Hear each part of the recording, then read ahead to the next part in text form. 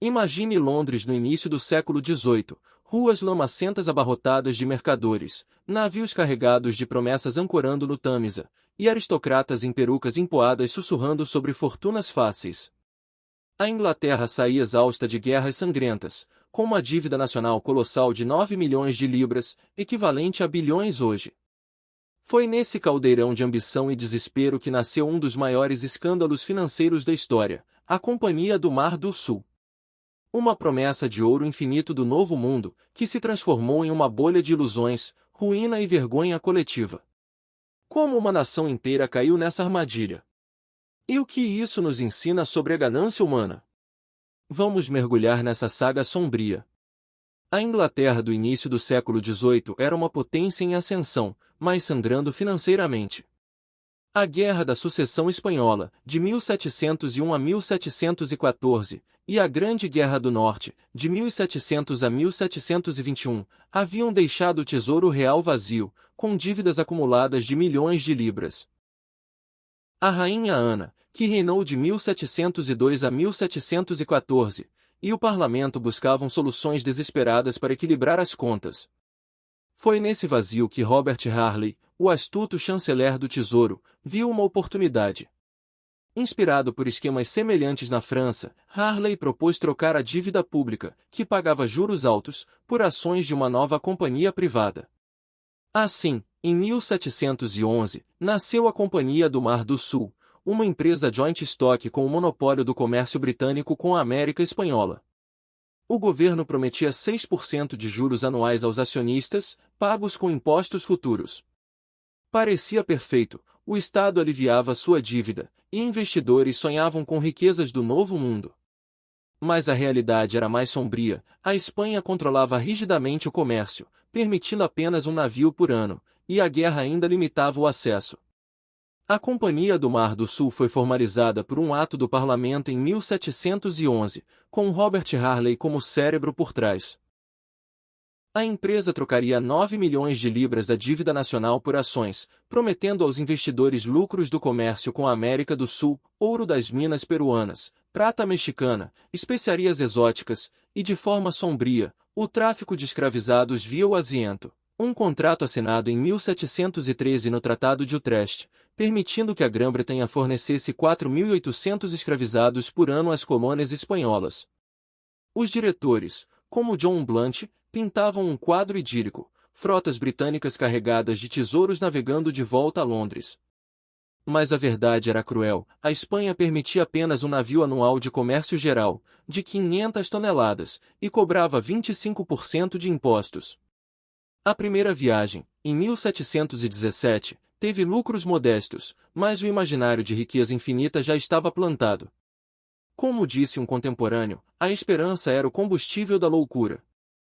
Em 1718, o rei George I tornou-se governador da companhia, injetando confiança real e fazendo as ações subirem para 100% de retorno.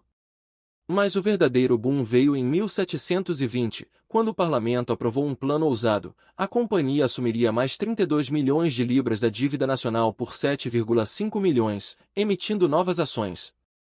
John Blunt, um diretor astuto, manipulou o mercado com empréstimos facilitados e rumores de lucros fabulosos. As ações saltaram de 128 libras em janeiro para 1.000 libras em agosto, um aumento de 700%. Nobreza, mercadores e até mulheres da corte investiam freneticamente.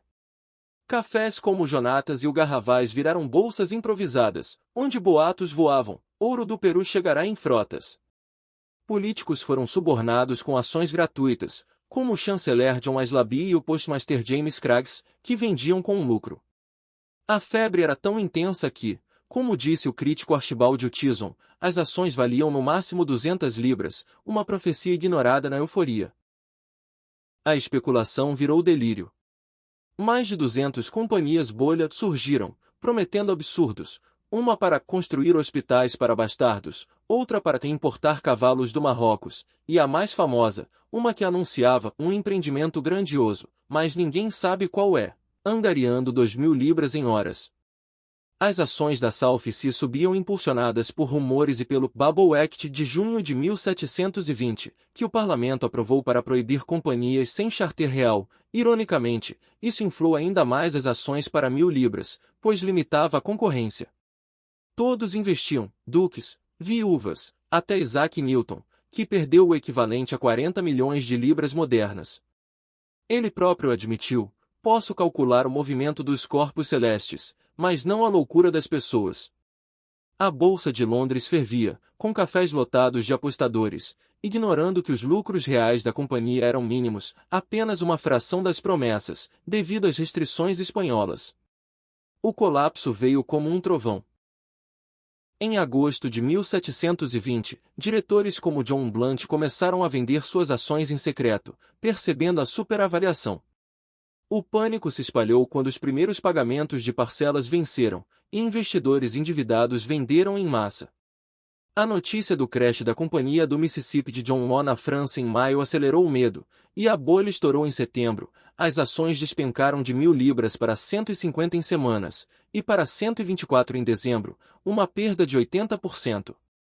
Bancos faliram, Goldsmiths não podiam cobrar empréstimos, e o mercado inteiro desabou.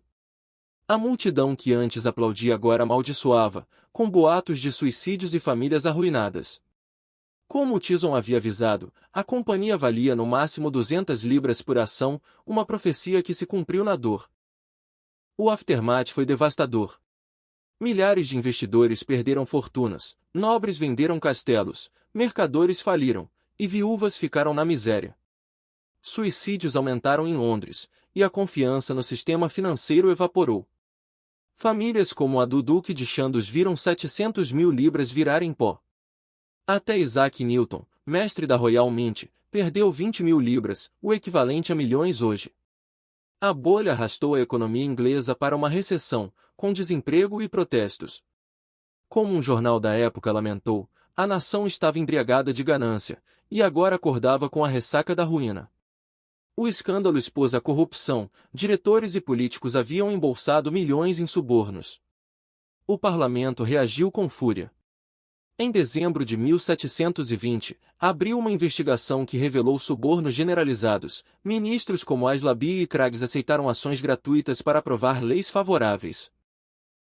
Aislabie foi preso na Torre de Londres, Craggs morreu de varíola em desgraça, e diretores como Blunt perderam fortunas confiscadas. O rei George foi criticado por sua associação, mas escapou ileso. Robert Walpole, o habilidado político, gerenciou o caos, reconvertendo dívidas e salvando o que pôde, e isso o elevou a primeiro-ministro em 1721, cargo que manteve por 21 anos. O Bubble Act de 1720 restringiu companhias joint stock, atrasando o desenvolvimento econômico e a revolução industrial por décadas. A bolha deixou uma cicatriz na Inglaterra, ensinando que especulação sem base leva ao caos. A bolha do Mar do Sul é um monumento à ganância humana, uma ilusão coletiva onde promessas vazias inflamaram uma nação, levando à ruína. Ensina que especulação irracional, dívida disfarçada de oportunidade e corrupção entre poderosos são receitas para desastre.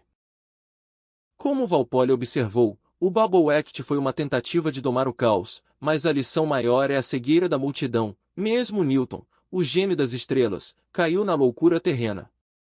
Hoje, bolhas como a de 2008 ou criptomoedas ecoam esse passado. Quando todos acreditam em riqueza infinita, o colapso já está escrito nas sombras.